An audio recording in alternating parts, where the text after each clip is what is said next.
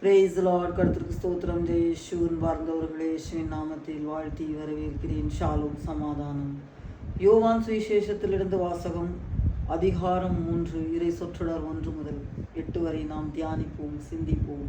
நிக்கோதேம் என்னும் பரிசேயர், அவர் யூதர்களின் தலைவர். அவர் ஒரு இரவு இயேசுவிடம் வந்து, நீர் இறைவனின் இறைவாக்கினர் போதகர் என நாங்கள் யாவரும் தலைவர் யாவரும் அறிவோம்.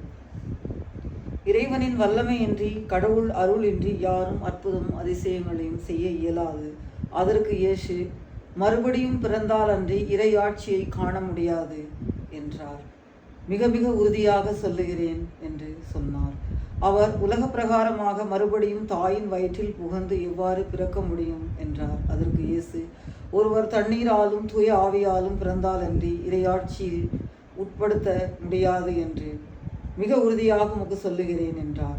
தூய ஆவியின் பிறப்பு என்றால் என்ன? நாம் நினைவில் தூய ஆவியில் இருக்கும் பொழுது நமது உள்ளம், மனம் தூய்மையாக இருக்கும்.